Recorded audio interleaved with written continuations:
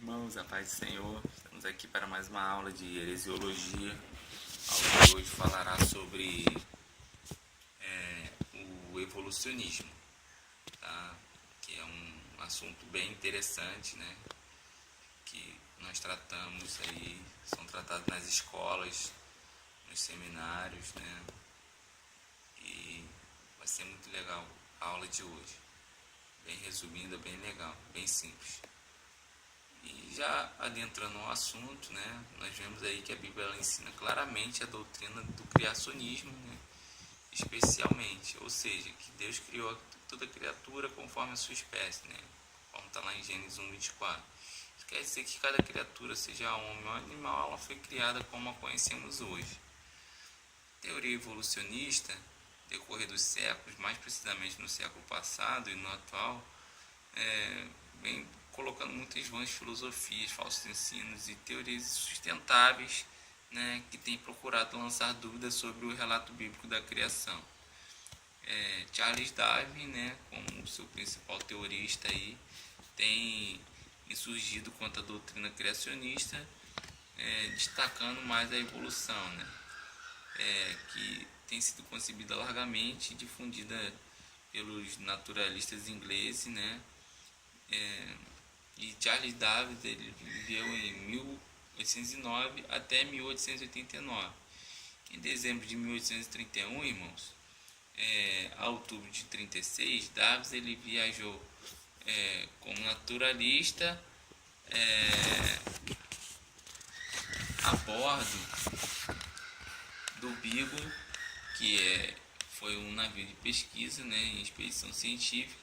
Ao longo dessa expedição ele visitou as ilhas de Cabo Verde e outras ilhas do Atlântico e bem assim também as costas da América do Sul, as ilhas Galápagos perto do Equador, a ilha Tarte na Nova Zelândia, a Austrália, Tasmânia, ilha de Keeling, as ilhas Falkland lá nas Malvinas, né, as ilhas Maurícias, as ilhas de Santa Helena e chegou em ascensão ao Brasil, tá? Tudo foram campos de pesquisa dele. Então, o conceito da origem do homem, segundo a teoria evolucionista, que ela tem como ponto de partida a afirmação de que o homem e os animais em geral, eles procedem de um mesmo tronco, e que hoje o homem e o animal são um somatório das mutações sofridas no decorrer dos milênios. Em suma, o homem de hoje não é o homem do princípio. Desse conceito surgiu um ensino estúpido de que o homem de hoje é um macaco em estágio mais desenvolvido. E para produzir maior confusão, essa teoria da evolução ela coloca o início da vida humana na Terra há milhões de anos antes do tempo indicado pela Bíblia. Então, apenas uma teoria, né? Já que teoria não é prova científica de nada. Então é bom lembrar que quando tratamos da evolução, estamos lidando com a teoria, com suposições e não com uma ciência. Charles Darwin ele conspirou contra a Bíblia ao criar a teologia da evolução. Se você ler um compêndio sobre evolução, há de encontrar com muita frequência chavões tais como crê-se que, admite-se que, talvez, possivelmente, mais ou menos, etc.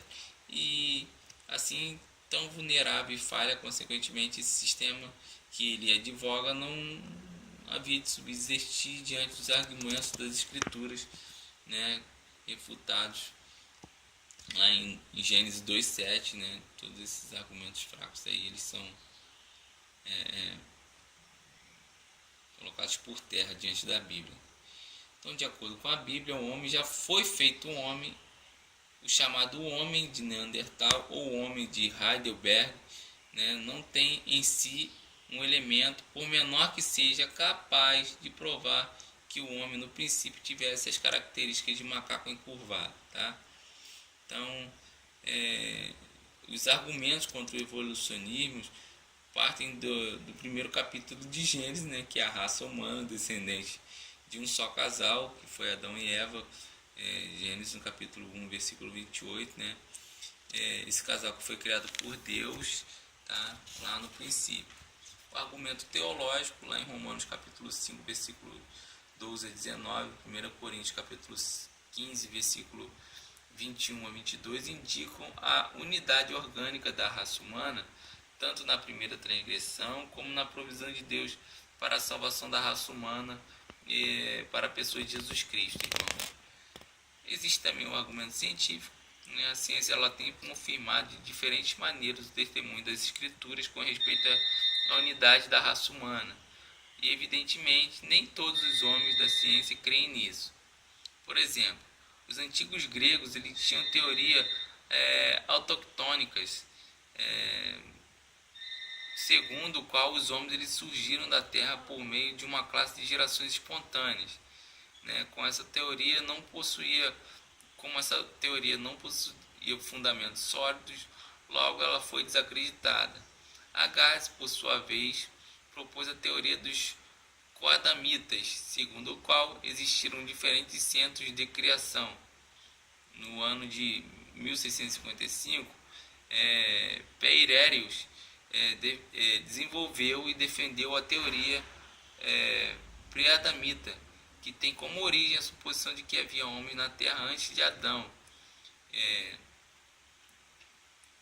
Então essa teoria ela foi aceita e difundida por Winchell, que ainda que não negasse a unidade da raça humana, contudo considerava Adão como o primeiro homem só da raça hebraica, uma vez de cabeça ao invés de cabeça de toda a humanidade, como nós cremos. E nos anos mais recentes, Fleming, sem ser dogmático sobre o assunto, disse haver razões para aceitar que houve raças inferiores ao homem antes da aparição de Adão no cenário mundial, pelos idos de 5.500 a.C.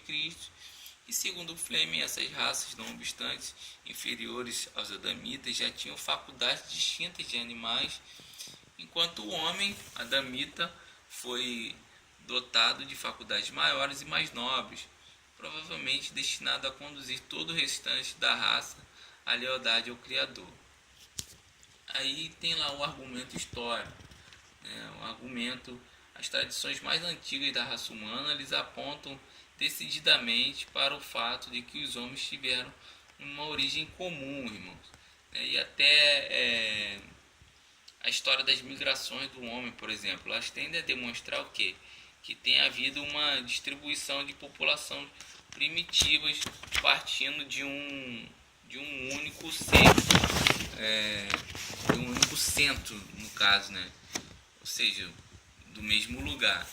Então, tem aí também o argumento filológico, os estudos feitos acerca das línguas da humanidade, indicam que elas tiveram uma origem comum. Por exemplo, as línguas indo-germânicas encontram sua origem em uma língua primitivamente comum, na qual existem resquícios do sânscrito, e também há evidências, irmãos, que demonstram que os antigos egípcios, o antigo Egito ou os antigos egípcios é o elo entre as línguas indo-europeias e as línguas semíticas. Tá? Então, o argumento filológico. O argumento psicológico, a alma é a parte mais importante da natureza constitutiva do homem. E a psicologia ela revela claramente o fato de que as almas dos homens, sem distinção de tribo, nação, que pertençam, têm essencialmente a mesma característica. Possuem em comum os mesmos apetites, instintos e paixões, as mesmas tendências e, sobretudo, as mesmas qualidades e características que só existem no homem, tá? Não existem no macaco, como os evolucionistas pensam. Argumento da ciência natural. Os mestres da filosofia comparativa formulam um juízo comum quanto ao fato de que a raça humana constitui-se numa só espécie e que as diferenças entre as diversas famílias da humanidade são consideradas como variedades de uma espécie original. A ciência ela não afirma categoricamente que a raça humana procedeu de um só casal, mas a palavra de Deus afirma isso com toda clareza em Atos capítulo 17, versículo 26.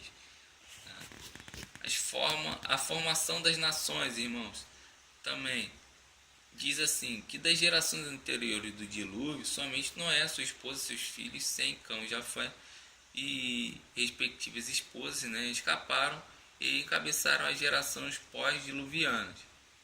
Então a gente vê que os descendentes de Sem, né, dos 5 filhos de Sem, procederam os caldeus, que povoaram a região marginal do Golfo Pérsico, parte sul e sudeste da Península Arábica, né, que foi uma província ao oriente do rio Tigre e ao norte do Golfo Pérsico, a Síria e as margens do rio Tigre e sudeste da Ásia Menor, a Síria, né, a Síria e Síria, e na composição do território sírio, né, do lado do lago de Meron, ao norte da Galileia, nós vemos aí os descendentes de Sem compondo esse povo, e a alma, a gente vê que eles formou esse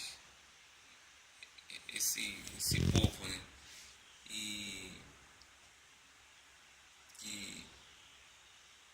Que não há questionamento disso. A história fala sobre isso. Depois de nós constatarmos, né, e ver que toda a história ela fala sobre isso, né, da formação dos descendentes de Sem que formaram o povo semita, a gente vê logo sequencialmente aí, a gente já pula, pega o gancho e já pula sobre a composição do corpo do homem, né? Desses 3 elementos que formam o ser humano, que é aquele que sobre qual a Bíblia menos fala, né? Sabe-se, no entanto, que o corpo humano é um instrumento, né? É o tabernáculo, é a oficina do Espírito Santo, né? E ele é o meio pelo qual o Espírito se manifesta e age no mundo visível e material. Então o corpo é o órgão dos sentidos e o laço que une o Espírito ao universo material. Tá bom? Sem o corpo não haveria esse contato, né? Então o homem, ele é a imagem e semelhança de Deus, né? E aí está fazendo uma breve definição para terminarmos já essa aula, né? Que vindo do latim homo, né? Palavra que, segundo a opinião dos alguns filósofos, vem de humus, terra. No hebraico, na língua original do Antigo Testamento, Adão, que é o nome dado ao primeiro homem, né? Adão, é traduzido por aquele que tirou sua vida de Admar, ou seja, da terra. A argila ela pode ser comparada com uma fábrica de vida, tá? Então acrescentou Glasgow, na Escócia, que foi o bioquímico de Graham Kennedy Smith. Ele, um cientista falando isso, né, dá muita base para a Bíblia. Então aquilo que para os cientistas e os pesquisadores, mesmo os mais moderados, é ainda uma incerteza, para o crente na Bíblia é plena certeza, tá bom, irmãos? Então o homem ele foi formado do pó da terra, não haja dúvida disso. Não deixe que nada além disso venha influenciar sua mente. Nós não descendemos do macaco, nem da planta, nem do peixe, nem de nada daquilo que dizem que nós descendemos. Tá bom? Então fique na paz aí, até a próxima aula.